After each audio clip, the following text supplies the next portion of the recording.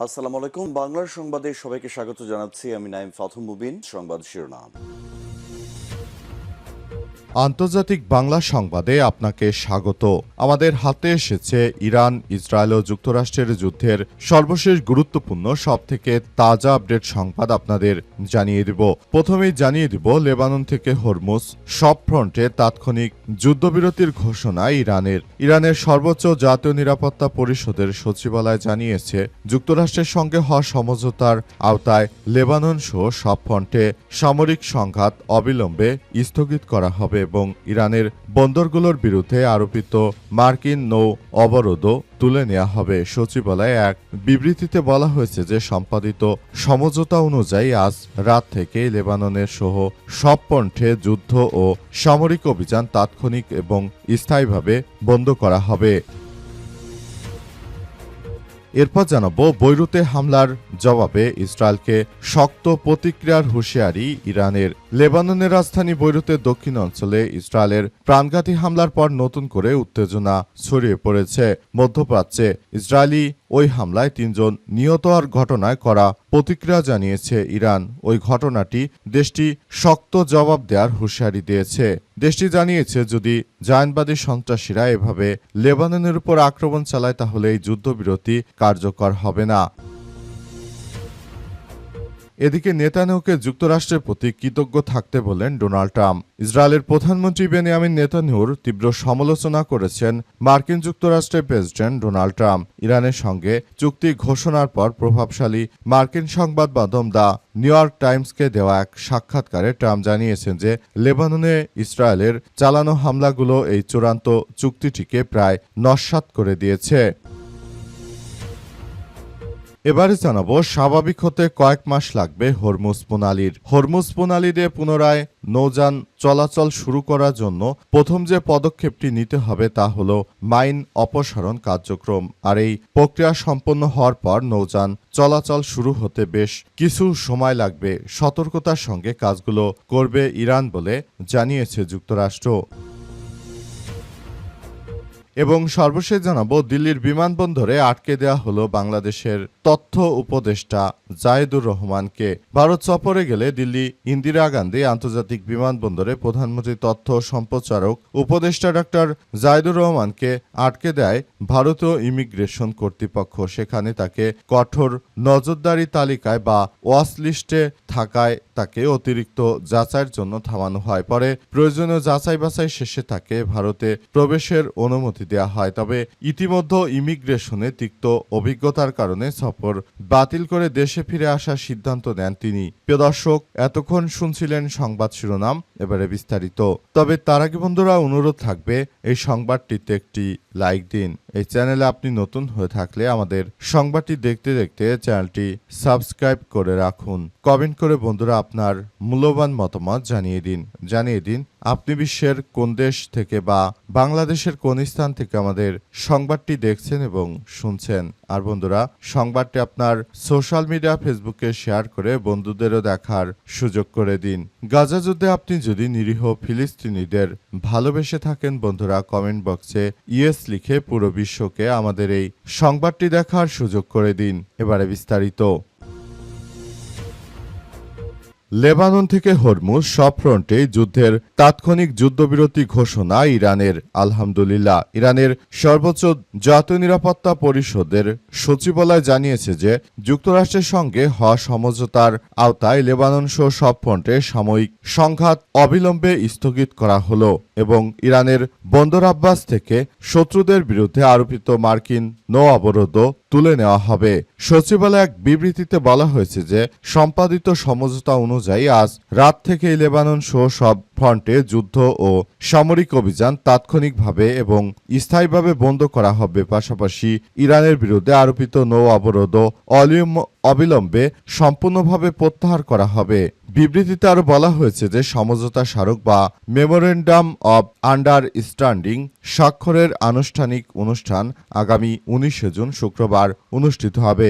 Iran জানায় যে চূড়ান্ত চুক্তি নিয়ে আলোচনা তখনই শুরু হবে যখন অপরপক্ষ সমঝোতা স্মারকে উল্লেখে নিজ নিজ প্রতিশ্রুতি বাস্তবায়ন করবে। বিবৃতিতে আরও বলা হয়েছে যে সমঝোতা স্মারকের অধীনে অন্য পক্ষের বাধ্যবাধকতা বাস্তবায়নের পরই চূড়ান্ত শান্তি চুক্তি নিয়ে আলোচনা এগিয়ে নেওয়া হবে। এ সময় মধ্যস্থতাকারী হিসেবে ভূমিকা রাখার জন্য পাকিস্তান এবং কাতারের সরকারের প্রচেষ্টার প্রতি আহ্বান এবং এদের প্রতি উদাত্ত আহ্বান জানিয়েছে ইরানের বিপ্লবী গার্ড বাহিনীর সদস্যরা। তারা জানাচ্ছে যে তারা মূলত মার্কিন যুক্তরাষ্ট্রের এই সন্ত্রাসী কার্যক্রমে ইরানকে সর্বাত্মকভাবে সহযোগিতা করেছে বিদায় ইরানের বিপ্লবী গার্ড বাহিনীর সদস্যরা পাকিস্তান এবং তুরস্ক ও কাতার সহ এই রাষ্ট্রগুলোর প্রতি কৃতজ্ঞ। তারা আরও জানিয়েছে যে ভবিষ্যতে মার্কিন সন্ত্রাসীরা যদি পুনরায় আক্রমণ করার চেষ্টা করে ইরানের বিপ্লবী গার্ড বাহিনীর সদস্যরা তারা কিন্তু বসে থাকবে না, তারাও আবারও শক্ত প্রতিরোধ গড়ে তুলবে। তবে জায়নবাদী সন্ত্রাসীরা বর্তমানে যেভাবে লেবাননের উপর আক্রমণ চালাচ্ছে, এই আক্রমণ আদতে কতটা শক্তিশালীভাবে হবে তার উপর নির্ভর করছে এই যুদ্ধবিরতি চুক্তি। যদি এ অবস্থা চলতে থাকে, লেবাননে যদি দখলদারেরা আক্রমণ অব্যাহত রাখে, তাহলে ভবিষ্যতে যে আক্রমণ করা হবে সেই আক্রমণের তীব্রতা আরও বেড়ে যাবে বলে উল্লেখ করা হয়েছে। বৈরুতে হামলার জবাবে ইসরায়েলকে শক্ত প্রতিক্রিয়ার হুঁশিয়ারি ইরানের। লেবাননের রাজধানী বৈরুতের দক্ষিণ অঞ্চলে ইসরায়েলের প্রাণঘাতী হামলার পর নতুন করে উত্তেজনা ছড়িয়ে পড়েছে মধ্যপ্রাচ্যে। ইসরায়েলি ওই হামলায় ৩ জন নিহত হওয়ার ঘটনায় করা প্রতিক্রিয়া জানিয়েছে ইরান। এই ঘটনায় দেশটি শক্ত জবাব দেওয়ার হুঁশিয়ারি দিয়েছে। একই সময় লেবাননে হিজবুল্লাহর এক জ্যেষ্ঠ কমান্ডারকে হত্যার দাবি করেছে ইসরায়েল। সংবাদ মাধ্যম আল জাজিরা বলছে যে বৈরুতে ইসরায়েলের প্রাণঘাতী হামলার পর শক্ত প্রতিক্রিয়া আসছে বলে হুঁশিয়ারি দিয়েছে ইরানের পার্লামেন্টের জাতীয় নিরাপত্তা কমিটির প্রধান ইব্রাহিম আজিজি। তিনি বলেছেন যে জায়নবাদী সন্ত্রাসীরা তোমরা যদি এখনো লেবানন কিংবা লেবাননের অঞ্চলগুলোতে তোমরা আক্রমণ বন্ধ না করো, তাহলে ভবিষ্যতে আরও শক্ত প্রতিক্রিয়া দেখানো হবে। এতে জায়নবাদী সন্ত্রাসীরা তারা শেষ রক্ষা হবে না বলে তিনি হুঁশিয়ারি দিয়েছেন। তিনি আরও জানান যে মার্কিন সন্ত্রাসীরা তোমরা যতটা কার্যক্রম শুরু করো না কেন, পুরো বিশ্ব জুড়ে তোমরা আসলে নিজেরাই নিজেদের বিপর্যয় ডেকে নিয়ে এসেছো। তোমরা মূলত দখলদার ইসরায়েলকে ইরানের বিরুদ্ধে খেপিয়ে তুলে যে সন্ত্রাসী কার্যক্রমগুলো চালাচ্ছ, পৃথিবীর ইতিহাসে তোমাদেরকে চরমভাবে শিক্ষা দেওয়া হবে বলে এমন কথাই উল্লেখ করা হয়েছে এবং এইসব বিষয়গুলো নিয়ে সবাই একযোগে কার্যক্রম চালিয়ে যাচ্ছে। নেতানিয়াহুকে যুক্তরাষ্ট্রের প্রতি কৃতজ্ঞ থাকতে বললেন ডোনাল্ড ট্রাম্প। ইসরায়েলের প্রধানমন্ত্রী বেনিয়ামিন নেতানিয়াহুর তীব্র সমালোচনা করেছেন মার্কিন প্রেসিডেন্ট ডোনাল্ড ট্রাম্প। ইরানের সঙ্গে চুক্তি ঘোষণার পর প্রভাবশালী মার্কিন সংবাদ মাধ্যম দ্য নিউ ইয়র্ক টাইমসকে দেওয়া এক সাক্ষাৎকারে ট্রাম্প বলেছেন যে লেবাননে ইসরায়েলি চালানো হামলাগুলো এই চূড়ান্ত চুক্তিটিকে প্রায় নস্যাৎ করে দিয়েছে। নেতানিয়াহু সম্পর্কে ট্রাম্প বলেন, সে অত্যন্ত কঠিন একজন মানুষ, আর সত্যি কথা বলতে এই চুক্তির জন্য তার আমাদের প্রতি কৃতজ্ঞতা থাকা উচিত। কারণ ইরানের কাছে যদি পারমাণবিক অস্ত্র থাকতো তবে ইসরায়েল 2 ঘন্টাও টিকতে পারত না। তবে তেহরানের পারমাণবিক কর্মসূচি নিয়ে উভয় পক্ষ যদি একটি চূড়ান্ত চুক্তিতে পৌঁছাতে ব্যর্থ হয়, তাহলে ইরানের উপর আবারও হামলা শুরু করার হুমকি দিয়ে রেখেছে ট্রাম্প। নিউ ইয়র্ক টাইমসের প্রতিবেদন অনুযায়ী ট্রাম্প জোরালো দাবি করেছেন যে ইরানে চালানো ক্ষেপণাস্ত্র ও বোমা হামলার কারণেই তারা এই চুক্তিতে সম্মত হতে বাধ্য হয়েছে। তিনি আরও জানান যে তারা তৃতীয় কোনো হামলা দেখাতে চায়নি, তারা বেঁচে থাকাকে গুরুত্ব দিয়েছে।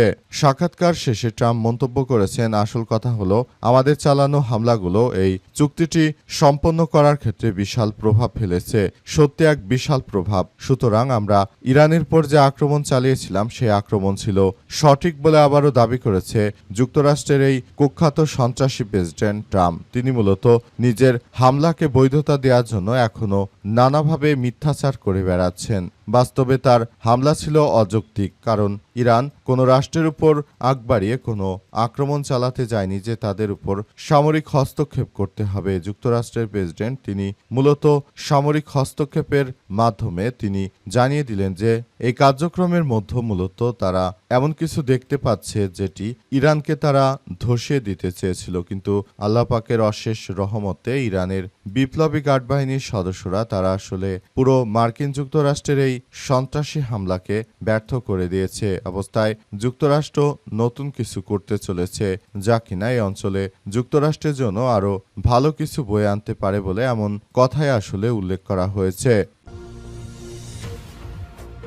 স্বাভাবিক হতে কয়েক মাস লাগবে হরমুজ প্রণালীর। হরমুজ প্রণালীতে পুনরায় নৌযান চলাচল শুরু করার জন্য প্রথমে যে পদক্ষেপটি নিতে হবে তা হল মাইন অপসারণ কার্যক্রম। আর এই প্রক্রিয়া সম্পন্ন হওয়ার পর নৌযান চলাচল শুরু হতে পারে বেশ সতর্কতার সঙ্গে। যুক্তরাষ্ট্রের টাফটস ইউনিভার্সিটির ফ্লেচার স্কুলের মেরিটাইম স্টাডিজের অধ্যাপক রবফোর্ড ওয়েবসাইট সংবাদ মাধ্যম আল জাজিরাকে এইসব তথ্য নিশ্চিত করেছেন।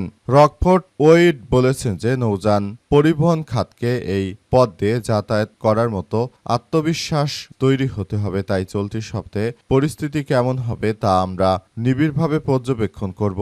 যাত্রা চলাচল শুরু হলে প্রথমে অল্প কিছু যাবে এবং সবকিছু ঠিকঠাক থাকলে পরবর্তীতে জাহাজ তাদের অনুসরণ করবে। হরমুজ প্রণালী পরিস্থিতি সম্পূর্ণ স্বাভাবিক হতে কয়েক মাস সময় লেগে যেতে পারে বলে উল্লেখ করে তিনি বলেছেন যে নৌযান চলাচলের ক্ষেত্রে এটি যে কেউ ধারণার চেয়েও অনেক দীর্ঘমেয়াদী একটি বিঘ্ন ছিল। তাই শিপিং শিল্প পুরোপুরিভাবে এই পথে যুক্ত হতে শুরুতে কিছুটা দ্বিধাবোধ করবে। তিনি আরো বলেন যে দ্বিতীয়ত কাতার, সৌদি আরব, কুয়েত সহ পারস্য উপসাগরেও বেশ কয়েকটি দেশের তেল ও গ্যাসের উৎপাদন কেন্দ্রগুলো ক্ষতিগ্রস্ত হয়েছে, ফলে সেগুলো পুনরুদ্ধার হতেও কিছুটা সময় লাগবে।